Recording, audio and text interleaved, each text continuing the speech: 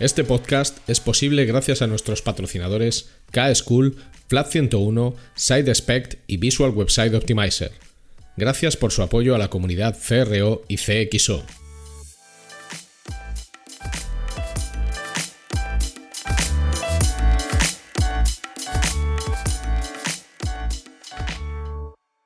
Mi nombre es Ricardo Tallar y estás escuchando CRO Café en español, el podcast de referencia en CRO y CXO, donde hablamos con profesionales digitales de todos los rincones del planeta sobre nuestro trabajo, con el objetivo de compartir, entretener y aprender.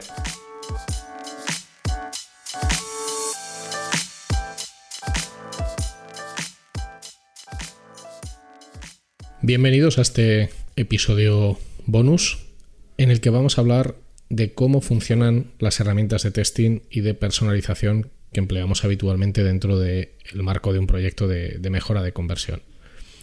¿Y por qué hablar de esto? ¿No? Porque suena ladrillo, o sea, no parece que sea algo muy divertido, pero yo creo que es algo importante y que sobre todo pues para la mayoría de las personas que nos estéis escuchando seguramente sea interesante entender cómo funcionan las herramientas que utilizamos todos los días o casi todos los días, porque también esto te permite comprender cuáles pueden ser más recomendables para cada uno de los problemas a los que nos enfrentamos. Este episodio sale un poco por un conjunto de preguntas recurrentes que yo suelo recibir por parte de los alumnos de los sitios donde doy clase. Generalmente clases de UX UI, CRO, analítica digital, y al final, bueno, la gente con todo lo que son temas de testing y de personalización, pues bueno, flipa bastante, ¿no? Al final parece una especie de magia negra que distintas personas que entran en la misma URL pues vean contenidos totalmente diferentes en función de, bueno, pues de cuál es su audiencia o de en qué versión de un test que se está ejecutando les ha tocado caer. Así que vamos a hablar de esto.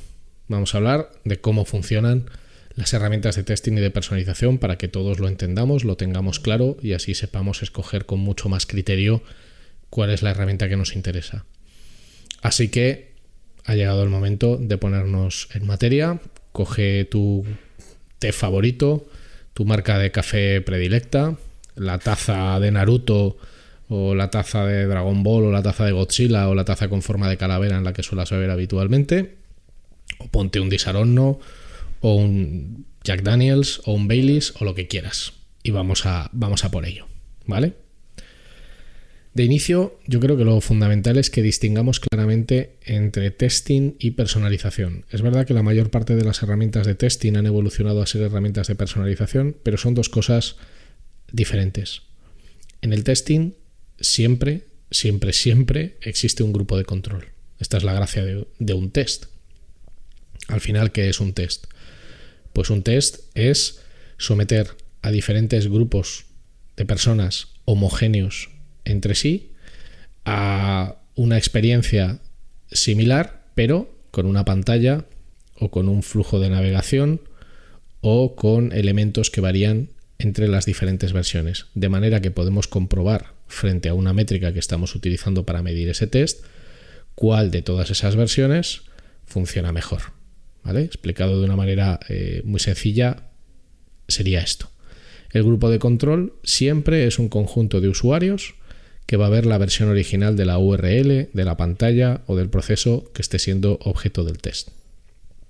Luego están las versiones alternativas de esa URL, de esa pantalla, de ese proceso, esas versiones alternativas o variaciones. A esas versiones llegan usuarios en la misma proporción que en la versión de control, o sea, lo idóneo es que el número de usuarios que participan en cada una de las versiones sea homogénea y el objetivo es comprobar cómo los cambios que se ha dado en cada variación pues afectan a la métrica o a las métricas que hayamos definido. Por ejemplo, la herramienta más accesible de testing y de personalización es Google Optimize, porque hay una versión gratuita sin coste y te permite configurar hasta 3 objetivos que te servirían pues, para validar si una variación es más eficaz que la versión original en un grupo homogéneo, ¿vale? Por ejemplo, queremos testar una página de producto en la que por unas hipótesis que tenemos y por unas detecciones de ineficiencias que hemos hecho previamente, pues hemos determinado que lo que hay que cambiar es la fotografía del producto. Hay que cambiar la fotografía del producto porque, por ejemplo, pues no se muestra como se debería para que sea lo más eficaz posible a la hora de transmitir para qué sirve, cuál es su utilidad, disipar los miedos, los temores, las dudas de los usuarios, etc.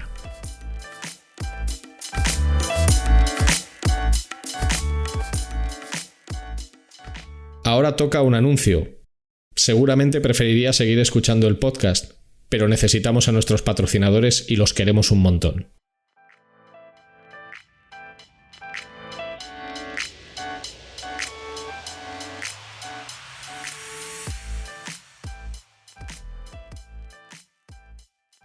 Si necesitas ayuda profesional para mejorar la conversión de tu negocio digital, tu mejor opción es contar con Flat 101. En Flat 101 somos especialistas en el diseño, desarrollo y optimización de servicios y productos digitales y podemos darte soporte en todas las áreas técnicas que intervienen en la conversión. Más de 15 años de experiencia profesional en más de 500 proyectos de conversión para multinacionales y startups a tu servicio, con el mejor equipo de profesionales CRO que vas a encontrar. El resultado nos importa y el cómo conseguirlo también. En Flat 101 estamos listos para ayudarte.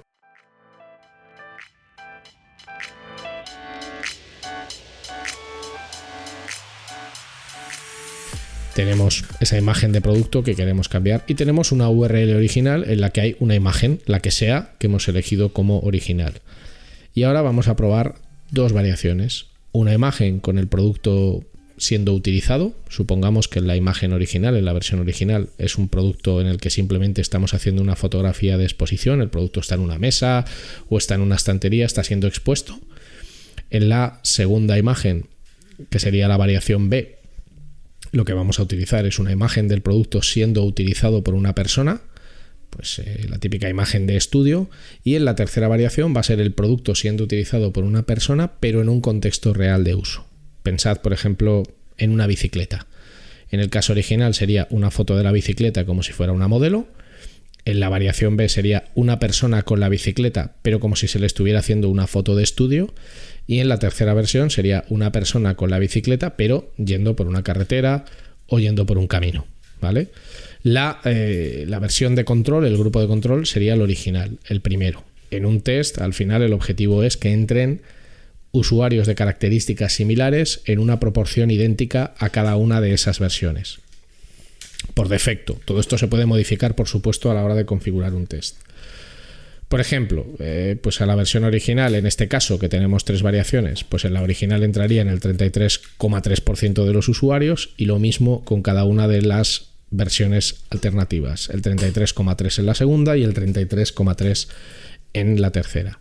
Si tuviéramos un volumen homogéneo, por ejemplo, 30.000 usuarios han visto la original, 30.000 han visto la variación B y 30.000 han visto la variación C y tuviéramos una serie de datos, pues esos datos respecto a los KPIs que medimos nos permitirían concluir cuál de estas versiones es la que mejor funciona en ese momento temporal también. Y por supuesto aquí tendríamos que hablar pues de significancia estadística, composición de la muestra, SRM, mínimo efecto detectable y otras métricas y variables que tenemos que utilizar para saber si un test es fiable y preciso en mayor o menor medida para que podamos sacar un aprendizaje. Pero como este es un tema aparte, si os parece, pues lo trataremos en otro episodio.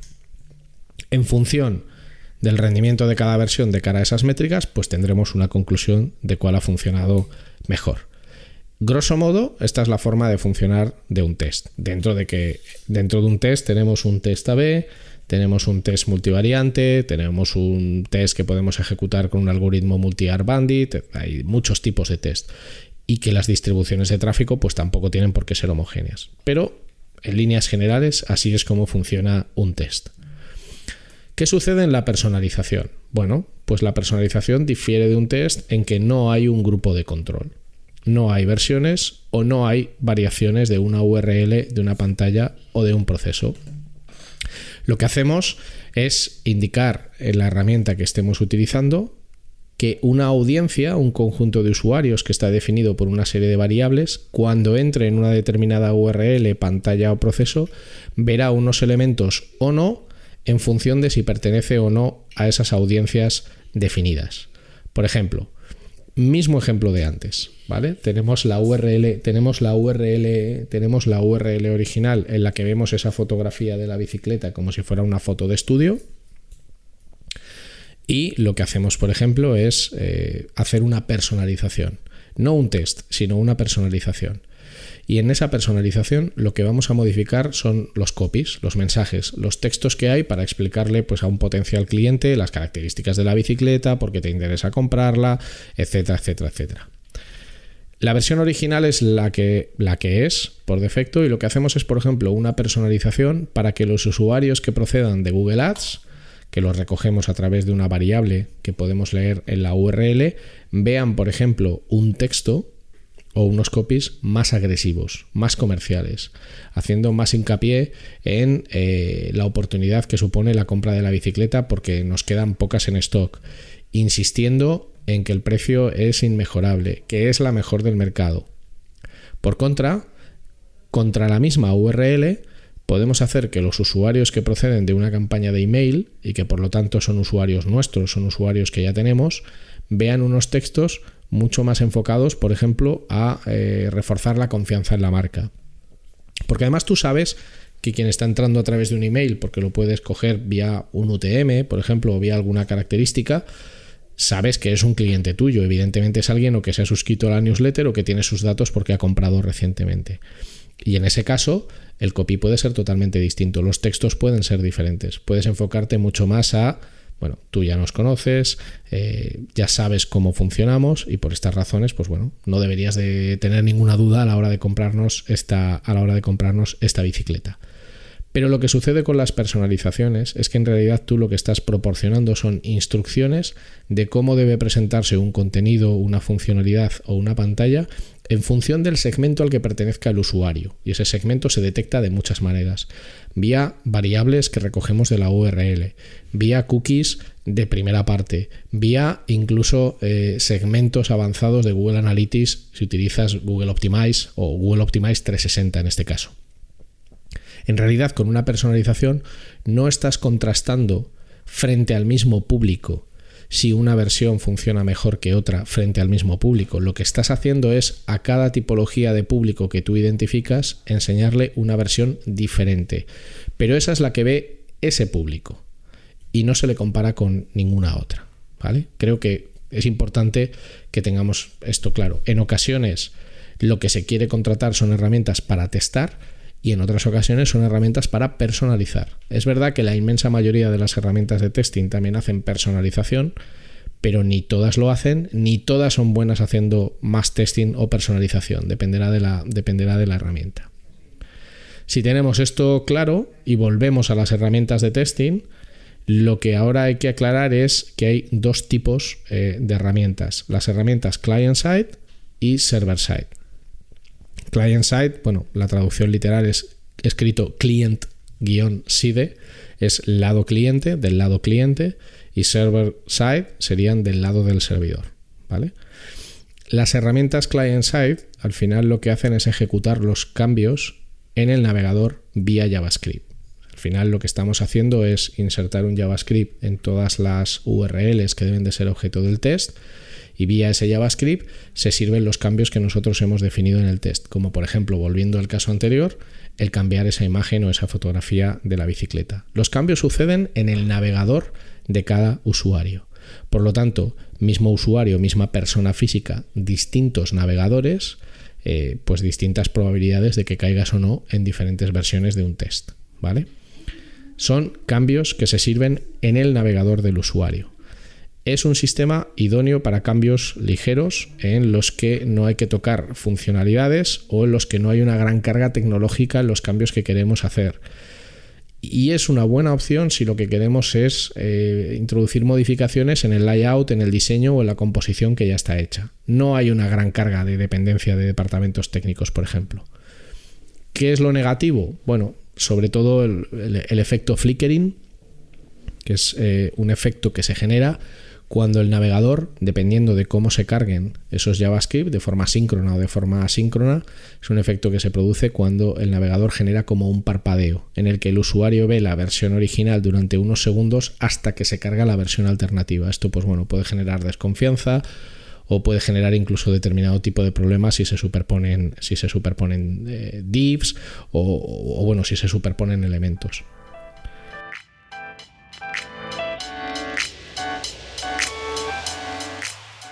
Ahora es el momento de una pequeña promo.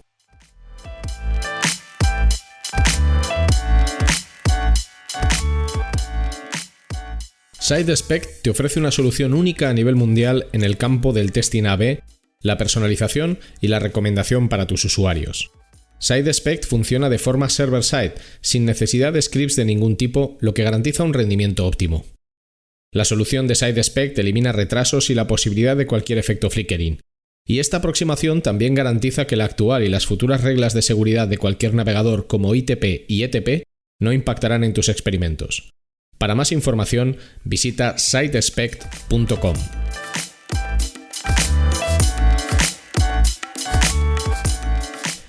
La mayoría de del uso estándar que hacemos de herramientas de testing son herramientas client-side. Google Optimize es una herramienta client-side, por ejemplo. Son herramientas client-side y están muy enfocadas sobre todo a modificaciones de bajo impacto.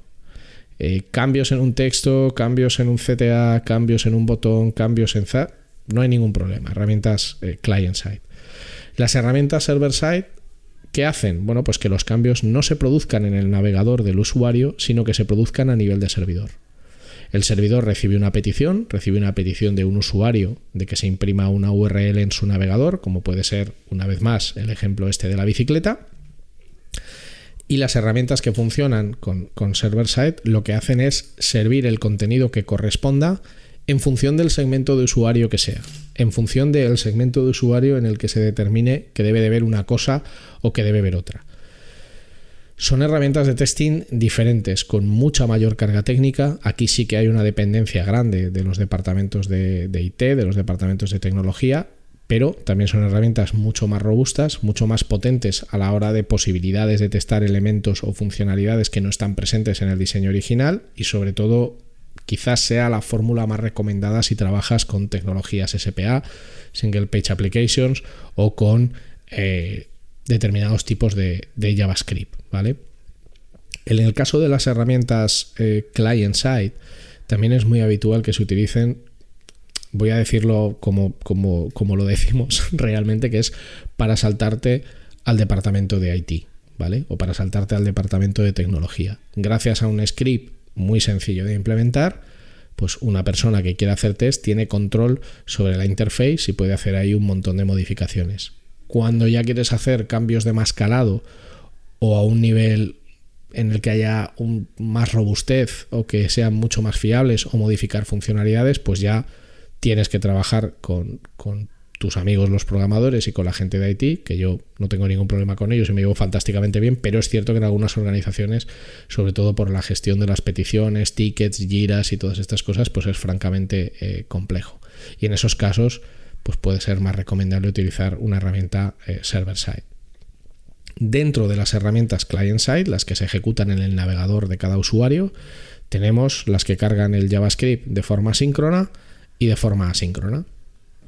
La carga síncrona, ¿qué implica? Bueno, pues implica que cada script que debe cargar el navegador se carga completamente antes de cargar el siguiente. Es una carga en cascada. O sea, primero se carga el script 1, luego el script 2, luego el script 3, luego el script 4, sucesivamente. Y esto implica una mayor lentitud. Y nadie quiere lentitud. La carga asíncrona, ¿qué es? Bueno, pues que todos los scripts, no todos, pero una gran parte de los scripts se cargan de manera simultánea.